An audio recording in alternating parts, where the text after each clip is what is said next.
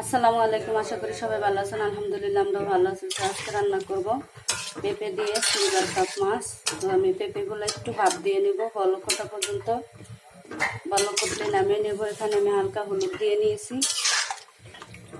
কালারটা আসার জন্য। তো দেখেন আমার পেঁপেটা ভালো ফুটেছে, আমি ঢেলে নেব। তো আমি পেঁপেগুলো একটু ভেজে নেব। মাছটা আমার ভিজাতে দেরি হয়ে গেছে আজকে, এখনও মাছটা ভেজে নেই। আমি পেঁপেটা ভেজে নেব, তারপরে মাছটা ভেজে নেব।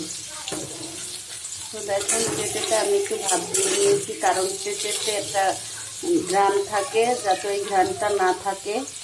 মূলা, পেঁপে, শালগম এই ধরনের সবজিতে একটা ঘ্রাণ থাকে, ওইগুলো আগে একটু ভাপ দিয়ে ফেলে দিলে ঘ্রাণটা চলে যায়। ফুলকপিরও।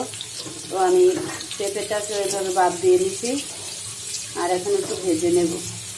কারণ পেঁপেটা খেতে এমনিতে একটু কম ভালোবাসি, তো ভেজে টেজে রান্না করলে একটু ভালো লাগে।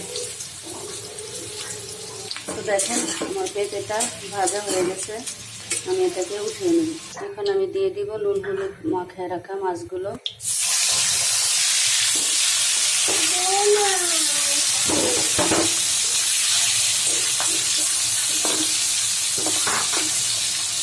তো দেখেন মাছটাকে আমি কড়া করে লাল লাল করে ভেজে নেব।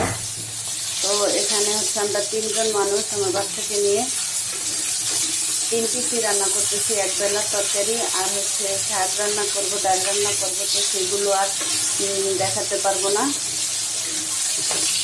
অনেক কাজ জমে আছে। মাছগুলো হয়ে গেছে, আমি উঠে নেব। এখন আমি দিয়ে দিয়েছি কাঁচামরিচ আর পেঁয়াজ বাটা। তো এখানে আমি নিয়ে নিয়েছি পেঁয়াজ বাটা, রসুন বাটা, আদা বাটা, আর দিয়ে দিচ্ছি পেঁয়াজে পানি দিয়ে দিলাম।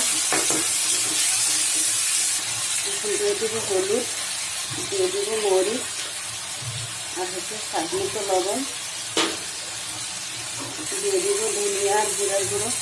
তো দেখেন আমার মশলাটা একবারে লাগা লাগা হয়ে গেছে, কষানো হয়ে গেছে। আমি দিয়ে দেবো ভেজে রাখা পেঁপেগুলো। 1 চিমটি পানি দেবো, এখন একবারে লেগে গেছে, অনেক গাছ লাগে। এটাকে আমি নেড়ে ছেড়ে কষাই নেবো। কেউ আবার ভাববেন না যে এত মশলা দিচ্ছি, কারণ আমি মাঝে মাঝে মশলাটা কম দেওয়ার চেষ্টা করি, কিন্তু আমার হাজবেন্ড মশলা কম তরকারিটা পছন্দ করে না। তার কাছে ঘন মশলা জাতীয় তরকারিটাই বেশি পছন্দ করে, তো এই কারণে মশলা বেশি দেওয়া। তো আমার কাছেও ভালো লাগে বেশি করে মশলা দিয়ে মাখা মাখা তরকারিটা হলে টেস্ট লাগে খেতে, আর হালকা মশলা তরকারি পাতলা পাতলা লাগে আর কি।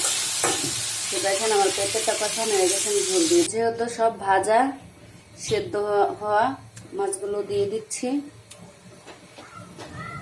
তো দেখেন আমার তরকারির কালারটা দেখতেই কত সুন্দর হয়েছে। আমি তরকারির কড়াইটা চেঞ্জ করে দিয়েছি, কারণ আমি এটাতেই রাখবো তরকারিটা, ওইটা থেকে এটা ঢেলে নিয়েছি। তো দেখেন আমি বাজার থেকে পেঁপে কিনে আনছিলাম 2টা, 1 কেজির বেশি হয়েছে। সো আমি একটাই ওখানে দিচ্ছি, ছোটোটা। আর এই দেখেন এটাকে আমি ফাটাইয়া দেখাচ্ছি। অনেকটা ভিতরে দেখেন লাল দেখা যাচ্ছে, একটু দেখছি। তো এটা কয়েকদিন পরে কাটলে পেঁপেটা পেকে যাবে, তাই এটা রান্না বান্না কিছু করব না, পাকতে রেখে দিলাম।